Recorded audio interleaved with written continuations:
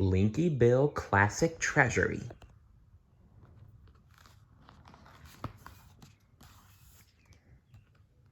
Blinky Bill to the rescue.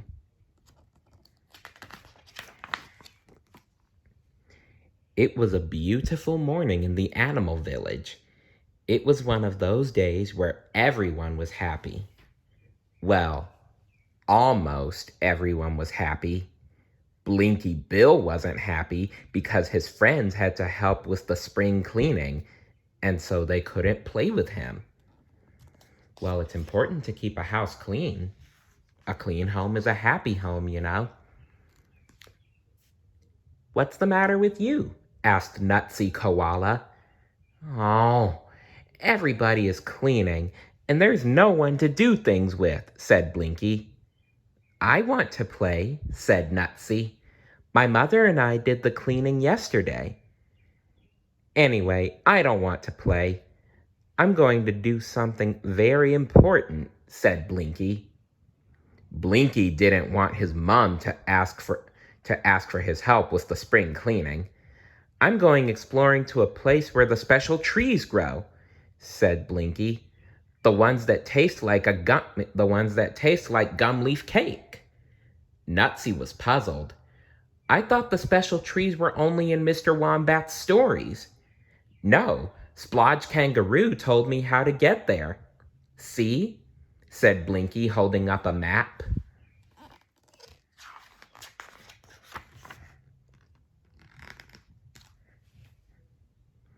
Blinky decided to let Nutsy go with him, and together they scurried off to get some food from her house. "Grab that big piece of pie," said Blinky as he stuffed a large slice of cake into his swag. "Let's take these biscuits," said Nutsy. "Yes, and a bottle of that green drink," said Blinky. "Quick, let's get going before your mother asks us what we're doing." Following the map, Blinky and Nutsy left the village and headed towards the frog swamp. When they came to the swamp, Blinky sat down and said, "All the cake and things are getting squashed. Maybe we'd better eat them before they become even more gooey." While sitting there looking at the gooey mess, some frogs hopped up and offered to help Blinky and Nutsy eat it. After every crumb was gone, the very sticky frogs hopped back to the swamp, calling out, "Thanks, that was a great mess." "Look, Blinky," said Nutsy. "The map says we have to follow the old bush path next." "That sounds easy," said Blinky, and they marched off. "Have you ever been this far from the village before?" asked Nutsy. "Well, no," replied Blinky, trying to sound brave. The trees had begun to get thicker. The sunlight was finding it hard to peek through. And in the dark and gloom, the two koalas were feeling a little scared. "Ah! What's that?" screamed Nutsy. "Ah!" screamed Blinky. "It's a big, horrible man." But it's not moving," stammered Nutsy. "No," agreed a shaky Blinky. "It's not."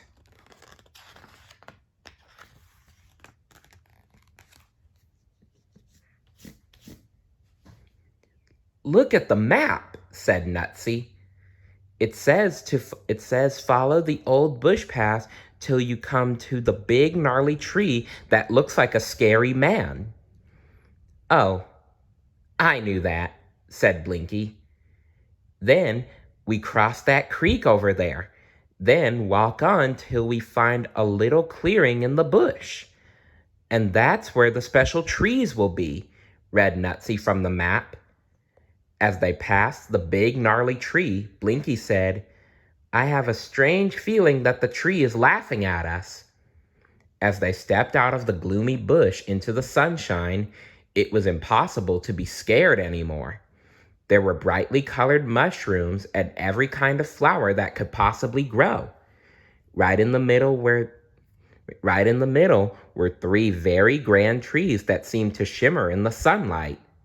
The special trees! Excitedly, they climbed up into the branches and began to pick the succulent leaves. This one tastes like chocolate, squealed Nutsy. Blinky jumped across to the next tree. Wow! These leaves taste like marshmallows, he shouted. As they continued to eat, they became sleepier and sleepier. Blinky fell asleep high up in the marshmallow tree and Nutsy in the chocolate tree.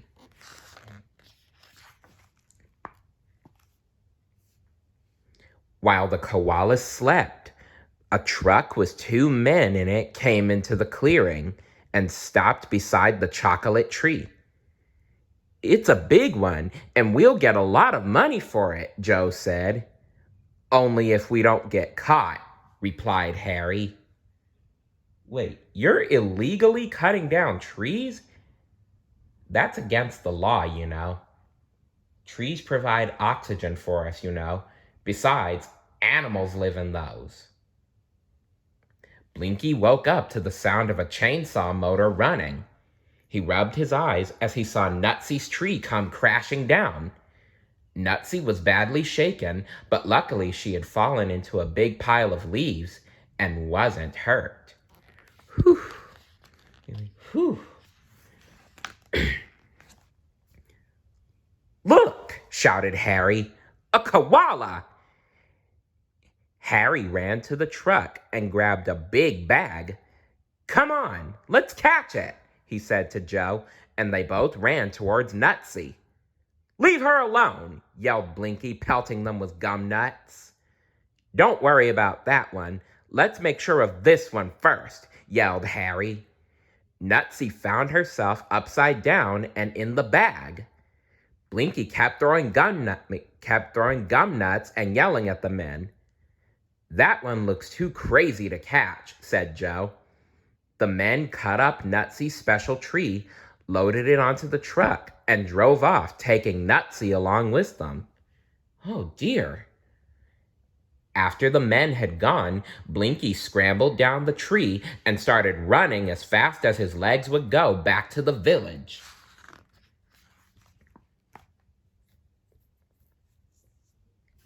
Blinky ran through the village shouting, and pretty soon all Blinky's friends were gathered around. Were gathered around. Between puffs, Blinky told them what had happened. I know where that old chuck lives, said Splodge. It belongs to the men who have a sawmill.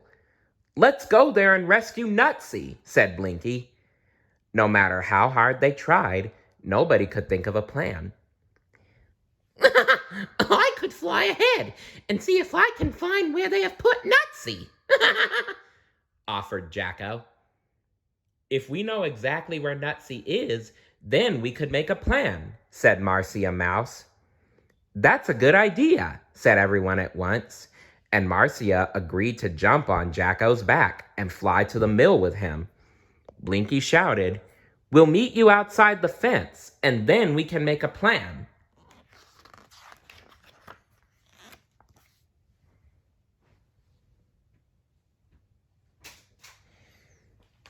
Jacko and Marcia reached the house and flew in the open door at the mill. Two large dogs leapt out barking.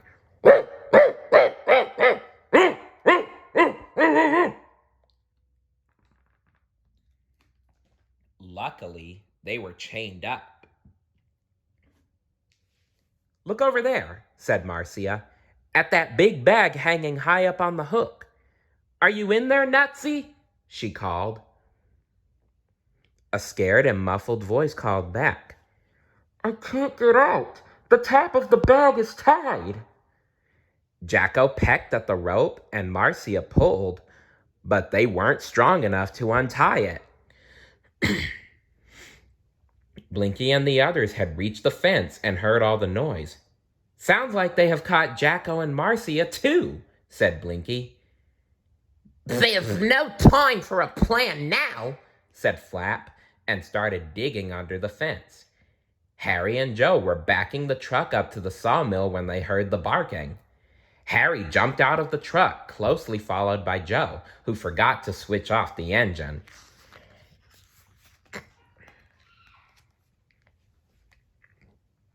Blinky and the others squeezed under the fence and raced around the corner of the mill. Blinky ran straight into Harry's legs. Joe came running up and tripped over Flap. Joe fell and rolled amongst the barking dogs. Then he bumped into the switches that started the machines in the mill. Motors sprang to life and the machines began to work. For poor Nutsy, who was still inside the bag, all this noise was terrifying. But then the bag opened and there was Blinky on Splodge's shoulders. But just then, Harry grabbed at Blinky. "Ow!" yelled Harry as Jacko pecked him on the head and Splodge stomped on his foot. Blinky helped Nutsy out of the bag and they all ran outside. "Joe has the dogs, and they're guarding a hole under the fence," panted Flap. "Quickly, jump into that truck thing," said Blinky. "I saw how the men made this move." Honk, went the horn, and the truck lurched forwards and rolled towards the gate. All the animals inside fell in a heap on the seat as the truck smashed through the fence. The next thing they knew, the truck was in a ditch, with Jacko flying around screaming, "Get out! Run for your lives!" They leapt from the truck and didn't stop till they were far into the bush. "You were all so brave, especially you, Blinky," said Nutsy. Blinky didn't feel brave. He was still so scared, he just said, "I'm glad we're all safe and no one got hurt." "Except that poor special tree," said Nutsy. "It was so big and beautiful, and now it's gone." And she began to cry. Blinky put his arm around Nutsy and said, "Don't cry. I have a surprise for you. When we were sitting in that special tree, I picked a gum nut off it and stuck it in my pocket." "Oh, thank you, Blinky," said Nutsy. "We can plant the gum nut and grow a new tree." "Yes," all the friends agreed, "and we'll all help water it and look after it, and it will become our own special tree." Good idea, everyone. If a friend of yours was in danger, what would you do to rescue them? Let me know in the comments below. See you later. Bye.